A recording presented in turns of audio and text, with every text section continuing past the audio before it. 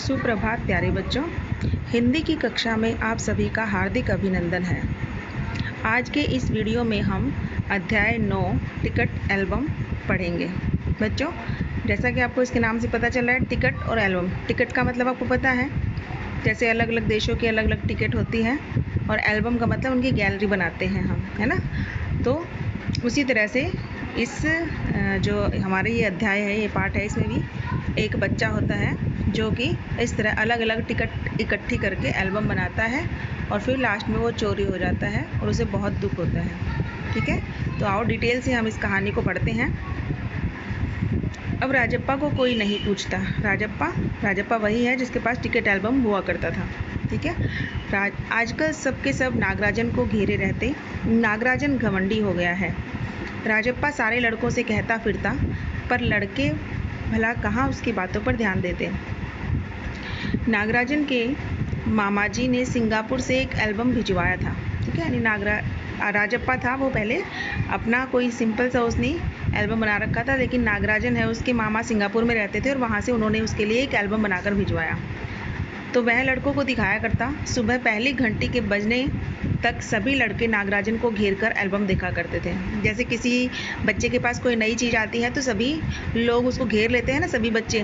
जैसे आप लोग भी क्लास में करते हैं, अगर कोई बच्चा कुछ नई चीज़ लेके आता है तो सब बच्चे उसको घेर लेते हैं और उस चीज़ को देखने के लिए उतावले रहते हैं। उसी तरह नागराजन के उस एल्बम को देखने के लिए भी बच्चों की भीड़ लगी रहती थी उसके पास। ठीक है, तो जैसे ही फर्स्ट बेल लगती थी वैसे ही बच्चे उसको घेर लेते थे। आधी छुट्टी के वक्त भी उसके आसपास लड़कों का जमघट लगा रहता। जमघट मतलब भीड़। कई लोग टोलियों में उसके घर तक हो आए, यानी कई लोग तो टोली बनाकर उनके घर तक हो आए थे, यानी घर तक पहुंच गए थे। नागराजन शांतिपूर्वक सभी को अपना एल्बम दिखाता। नागराजन फिर क्या करता है, शांतिपूर्वक जो भी देखने आता है उसको शांति से अपना एल्बम दिखाता, पर किसी को हाथ नहीं लगाने देता, लेकिन सबको सिर्फ अपने हाथ से ही दिखाता, उनके हाथ में नहीं देता था अपना एल्बम को गोद में रख लेता और एक एक पन्ना पलटता। लड़के बस देखकर खुश होते। देखो ये बच्चे कैसे खुश हो रहे हैं ना, वो अपने हाथ में लेके उनको दिखा रहा है और सारे बच्चे खुश हो रहे हैं उसको देख करके। और तो और कक्षा की लड़कियां भी उस एल्बम को देखने के लिए उत्सुक थीं। पार्वती लड़कियों की अगुआ बनी। अगुआ मतलब सबसे आगे उनका मार्गदर्शन करने वाली, ठीक है, उनको गाइड करने वाली, उनको आगे लेके चलने वाली, और एल्बम मांगने आई। लड़कियों में वही तेज़ तर्रार मानी जाती थी। नागराजन ने कवर चढ़ाकर एल्बम उसे दिया। शाम तक लड़कियां एल्बम देखती रही, फिर उसे वापस कर दिया। अब राजप्पा के एल्बम को कोई पूछने वाला नहीं था, क्योंकि राजप्पा का पुराना और यहाँ का गाँव का अपने इंडिया का ही छोटी मोटी टिकटों से बना हुआ एल्बम था, लेकिन नागराजन को विदेशी एल्बम मिला था ना, तो विदेशों की टिकटें उसमें लगी हुई थी। वाकई उसकी शान अब घट गई थी।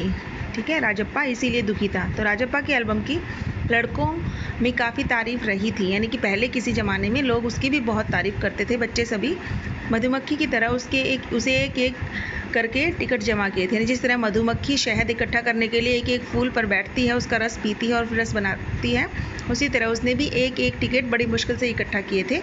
उसे तो बस वह एक यही धुन सवार थी, यानी कि सिर्फ यही धुन उसके मन में सवार हो गई थी कि उसे टिकट सारे अलग अलग टिकट इकट्ठे करने और एल्बम बनाना है।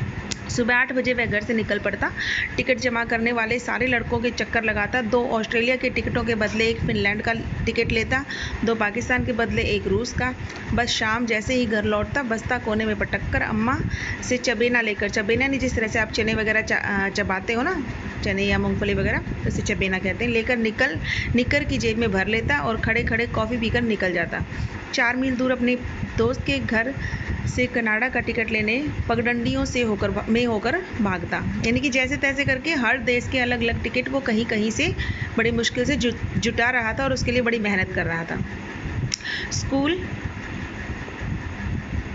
भर में उसका एल्बम सबसे बड़ा था। सरपंच के लड़के ने उसके एल्बम को 25 रुपये में खरीदना चाहा, पर राजप्पा नहीं माना। घमंडी कहीं का। राजप्पा बड़बड़ाया था। फिर उसने तीखा जवाब दिया था कि तुम्हारे घर में जो प्यारी बच्ची है ना, उसे दे दो न 30 रुपये में। सारे लड़के ठहाका मारकर हंस पड़े। यानी इसके बदले में उसे 25 रुपये में उसका जब वो एल्बम खरीदना चाहा उस सरपंच के लड़के ने, तो उसने कहा कि तुम्हारे घर में जो बच्ची है वो दे दो तुम 30 रुपये में। जैसे तुम्हारी बच्ची तुम्हें प्यारी है, वैसे मुझे भी अपना एल्बम प्यारा है, मैं तुम्हें नहीं दे सकता। पर अब कोई उसके एल्बम की बात तक नहीं करता। यानी कि एक ज़माना था जब उसकी इतनी धूम थी, लोग इतनी तारीफ़ करते थे, लेकिन अब उसके एल्बम को कोई पूछता तक नहीं है, कोई बात भी नहीं करता। और तो और अब सब उसके एल्बम की तुलना नागराजन के एल्बम से करने लगे हैं। सब कहते हैं राजप्पा का एल्बम फिसड्डी है। फिसड्डी यानी ऐसे ही पुराना सा, सड़ा सा है। पर राजप्पा ने नागराजन के एल्बम को देखने की इच्छा कभी प्रकट नहीं की। लेकिन जब दूसरे लड़के उसे देख रहे होते तो वह नीची आंखों से देख लेता। सचमुच नागराजन का एल्बम बेहद प्यारा था, पर राजप्पा के पास जितने टिकट थे उतने नागराजन के एल्बम में नहीं थे। पर खुद उसका एल्बम ही कितना प्यारा था, उसे छू लेना ही कोई बड़ी बात थी। इस तरह का एल्बम यहाँ थोड़ी मिलेगा। एल्बम के पहले पृष्ठ पर मोती जैसे अक्षरों में उसके मामा ने लिख भेजा था। यानी कि नागराजन का जो एल्बम था ना, उसमें उसके मामा ने फर्स्ट जो पेज था उस पर ये कोटेशन लिख के भेजी थी कि M.A. नागराजन उसका नाम, इस एल्बम को चुराने वाला बेशर्म है। ऊपर लिखे नाम को कभी देखा है? यह एल्बम मेरा है। जब तक घास हरी है और कमल लाल, सूरज जब तक पूर्व से उगे और पश्चिम में छिपे, उस अनंत काल तक के लिए यह एल्बम मेरा ही रहेगा। ठीक है, यानी ऐसा लिखा था ताकि उसको कोई चुराने की हिम्मत भी ना करे। लड़कों ने इसे अपने एल्बम में उतार लिया। लड़कियों ने झट अपनी कॉपियों किताबों में टीप लिया मतलब उसको एज इट इज़ कॉपी कर लिया। तुम लोग यह नकल क्यों करते हो? नकलची कहीं की राजप्पा ने लड़कों को घुड़की दी।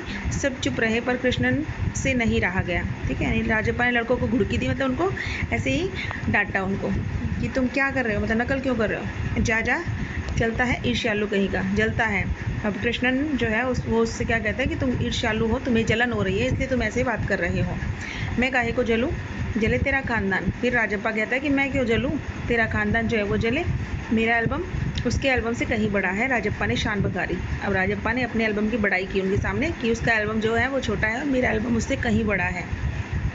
अरे उसके पास जो टिकटें हैं वह हैं कहीं तेरे पास, सब क्यों? बस एक इंडोनेशिया का टिकट दिखा दो। अरे पानी भरोगे? हाँ, कृष्णन ने छेड़ा। अब कृष्णन उसको छेड़ रहा है कि उससे बड़ा तुम्हारा है, लेकिन उसके पास जो टिकटें हैं वो क्या तुम्हारे पास हैं? और सारी तो छोड़ो आप, बस सिर्फ एक इंडोनेशिया की टिकट ही दिखा दो तो मान जाएंगे। तो फिर पर मेरे पास जो टिकट है वह कहाँ है उसके पास? राजप्पा ने फिर ललकारा। तो राजप्पा कह रहा है कि उसके पास, ठीक है माना कि उसके पास जो टिकट है वो मेरे पास नहीं है, लेकिन मेरी जो टिकट है वो उसके पास भी तो नहीं है। उसके पास जो टिकट है वही दिखा दो। कृष्णन भी कम नहीं था। ठीक है, 10 रुपये की शर्त, मेरे वाले टिकट दिखा दो। तुम्हारा एल्बम कूड़ा है? कृष्णन चीखा। हाँ कूड़ा। यानी आपस में दोनों लड़ रहे हैं। लड़के जैसे कोरस गाने लगे। कोरस एक तरह का गाना होता है, उधर ही उनको जैसे करने के लिए दोनों की एक जो कृष्णन की तरफ थे वो कृष्णन की तरफ उसको गाने लगे, और जो राजप्पा की तरफ थे वो कृष्णन को चिढ़ाने लगे। तो राजप्पा को लगा अपने एल्बम के बारे में बातें करना फालतू है। उसने कितनी मेहनत और लगन से टिकट बटोरे हैं। सिंगापुर से आए इस एक पार्सल ने नागराजन को एक ही दिन में मशहूर बना दिया। पर दोनों में कितना अंतर है, ये लड़के क्या समझेंगे? राजप्पा मन ही मन चिढ़ रहा था। स्कूल जाना अब खलने लगा था और लड़कों के सामने जाने में शर्म आने लगी थी। आमतौर पर शनिवार और रविवार को टिकट की खोज में लगा रहता, परंतु अब घर घुसा हो गया था। दिन में कई बार एल्बम को पलटता रहता, रात को लेट जाता।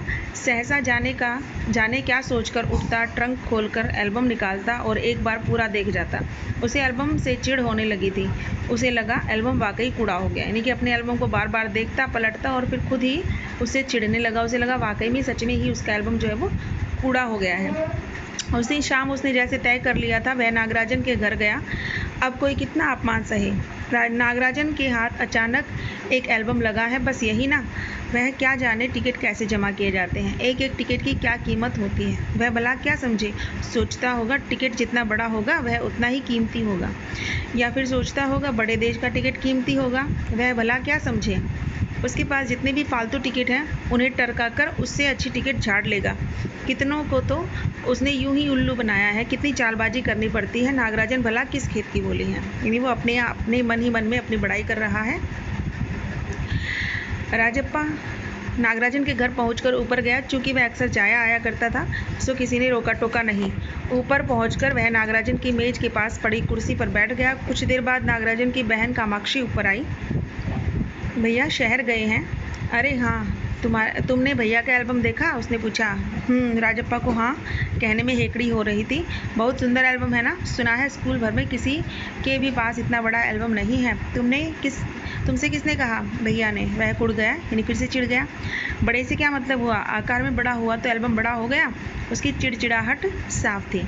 कामाक्षी उसकी बहन का नाम है, वो कुछ देर तक वहीं रुकी, फिर नीचे चली गई। राजप्पा मेज पर बिखरी किताबों को टटोलने लगा। अचानक उसका हाथ दराज के ताले में से टकरा गया। उसने ताले को खींचकर देखा, बंद था। क्यों ना उसे खोलकर देख लिया जाए। मेज पर से उसने चाबी ढूंढ निकाली। सीढ़ियों के पास जाकर उसने एक बार झाँक कर देखा, फिर जल्दी से दराज खोली। एल्बम ऊपर ही रखा हुआ था। पहला पृष्ठ खोला, उन वाक्यों को उसने दोबारा पढ़ा। उसका दिल तेजी से धड़कने लगा। एल्बम को झट कमीज के नीचे खोस लिया, यानी कि कमीज के नीचे अपने शर्ट में छुपा लिया और दराज बंद कर दिया। सीढ़ियाँ उतरकर घर की ओर भागा। घर जाकर सीधा पुस्तक की अलमारी के पास गया और पीछे की ओर एल्बम छिपा दिया, यानी कि उसका एल्बम उसने चुरा लिया वहाँ से और अपने घर लाकर छुपा दिया। उसने बाहर आकर झाँका, पूरा शरीर जैसे जलने लगा था। जलने क्यों लगा था? क्योंकि जब कोई इंसान कोई गलत काम करता है तो अंदर ही अंदर जलता है, डर लगता है उसे। गला सूख रहा था और चेहरा तमतमाने लगा था। जल्दी जल्दी करके भाग के आया है, अंदर अंदर घबराहट हो रही थी, इसीलिए उसकी ये हालत हो गई। अब रात 8 बजे अप्पू आया। हाथ पाँव हिलाकर उसने पूरी बात सुनाई। सुना तुमने, नागराजन का एल्बम खो गया। हम दोनों शहर गए हुए थे, लौट कर देखा तो एल्बम गायब। राजप्पा चुप रहा। उसने अप्पू को किसी तरह टाला। उसके जाते ही उसने झट कमरे का दरवाज़ा बिड़ा लिया और अलमारी के पीछे से एल्बम को निकाल कर देखा। उसे फिर छिपा दिया। डर था कहीं कोई देख ना ले, यानी कि डर लग रहा था, इसे बार बार उसको देखता और फिर वापस छिपा देता। रात में खाना नहीं खाया, पेट जैसे भरा हुआ था। सारा घर चिंतित हो गया था। उसका चेहरा भयानक हो गया था, यानी कि रात को खाना भी नहीं खाया उसने। उसे ऐसा लग रहा था मानो पेट भरा हुआ है। क्यों? डर के मारे। तो रात उसने सोने की कोशिश की पर नींद भी नहीं आई। एल्बम सिरहाने तकिए के नीचे रखकर सो गया। सुबह अप्पू दोबारा आया। राजप्पा तब भी बिस्तर पर बैठा था। अप्पू सुबह नागराजन के घर होकर आया। कल तुम अपने घर गए थे? अप्पू ने पूछा। राजप्पा की सांस जैसे ऊपर की ऊपर और नीचे की नीचे रह गई। फिर सिर हिला दिया। वह जिस तरह चाहे सोच ले। कामाक्षी ने कहा था कि हमारे जाने के बाद खाली तुम ही वहाँ आए थे, अप्पू बोला। राजप्पा को समझते देर नहीं लगी कि अब सब उस पर शक करने लगे हैं। कल रात से नागराजन लगातार रोए जा रहा है। उसके पापा शायद पुलिस को खबर दें, अप्पू ने फिर कहा। राजप्पा फिर भी चुप रहा। उसके पास डीएसपी के दफ्तर में ही तो काम करते हैं, उसके पापा दफ्तर में ही तो काम करते हैं। वह एक पलक झपक दें और पुलिस की फौज हाजिर। अप्पू जैसे आग में घी डाल रहा था। यह तो भला हुआ कि अप्पू का भाई उसे ढूंढता हुआ आ गया और अप्पू चलता बना। राजप्पा के पापा दफ्तर गए हुए थे। बाहर का किवाड़ बंद था। राजप्पा अभी तक बिस्तर पर बैठा हुआ था। आधा घंटा गुजर गया और वह उसी तरह बैठा रहा। तभी बाहर की साकल खटकी। पुलिस। राजप्पा बुदबुदाया। अब जैसे ही बाहर आहट हुई तो उसके तो मन में डर बैठा हुआ था ना, तो उसे लगा कि शायद पुलिस आ गई। तो भीतर साकल लगी थी। दरवाज़ा खटकने की आवाज़ तेज हो गई। राजप्पा ने तकिए के नीचे से एल्बम उठाया और ऊपर भागा। अलमारी के पीछे छिपा दे।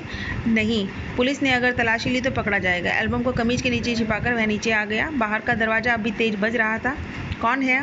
अरे दरवाज़ा क्यों नहीं खोलता? अम्मा भीतर से चिल्लाई।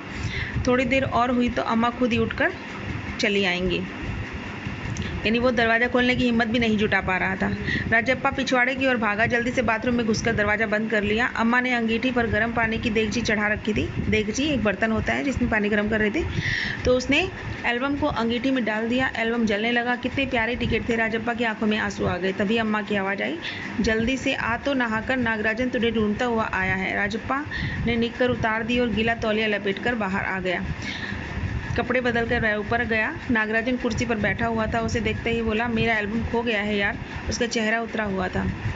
काफ़ी रोकर आया था शायद। कहाँ रखा था तुमने? राजप्पा ने पूछा। शायद दराज में। शहर से लौटा तो गायब। नागराजन की आंखों में आंसू आ गए। राजप्पा से चेहरा बचाकर उसने आंखें पोंछ ली। रो मत यार, राजप्पा ने उसे पुचकारा। वह फपक कर रो दिया। राजप्पा झट नीचे उतर गया। 1 मिनट में वह ऊपर नागराजन के सामने था। उसके हाथ में उसका अपना एल्बम था। लो, यह रहा मेरा एल्बम, अब इसे तुम रख लो। ऐसे क्यों देख रहे हो? मजाक नहीं कर रहा, सच कहता हूँ, इसे अब तुम रख लो। यानी कि बदले में उसे अपना एल्बम दे रहा है। बहला रहे हो यार। नागराजन को जैसे यकीन नहीं आया। नहीं यार, सचमुच तुमको दे रहा हूँ, रख लो। राजप्पा भला अपना एल्बम उसे दे दें? ऐसा चमत्कार?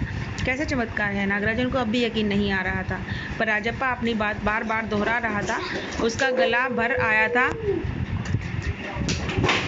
ठीक है, मैं इसे रख लेता हूँ, पर तुम क्या करोगे? मुझे नहीं चाहिए। क्यों? तुम्हें एक भी टिकट नहीं चाहिए? नहीं, पर तुम कैसे रहोगे बगैर टिकट के? रोता क्यों है यार? ले इस एल्बम को, तू रख ले। इतनी मेहनत की है तूने। नागराजन बोला। नहीं, तुम रख लो, लेकर चले जाओ, चले जाओ यहाँ से। वह चीखा और फूट फूट कर रो दिया। यानी कि दोनों दोस्त आपस में, वो उसको बोल रहा है कि नहीं तुझे ज़रूरत है तू रख ले, और वो उसको कह रहा है कि तू ले जा नागराजन को। तो नागराजन की समझ में कुछ नहीं आया, वह एल्बम लेकर नीचे उतर आया। कमीज से आंखें पोंछता हुआ राजप्पा भी नीचे उतर आया। दोनों साथ साथ दरवाजे तक आए। बहुत बहुत धन्यवाद, मैं घर चलूँ। नागराजन सीढ़ियाँ उतरने लगा। सुनो राजू, राजप्पा ने पुकारा। नागराजन ने उसे पलट कर देखा। एल्बम दे दो, मैं आज रात जी भरकर इसे देखना चाहता हूँ, कल सुबह तुम्हें दे जाऊँगा। ठीक है, नागराजन ने उसे एल्बम लौटा दी और चला गया। राजप्पा ऊपर आया, उसने दरवाज़ा बंद कर लिया और एल्बम को छाती से लगाकर फूट फूट कर रो दिया।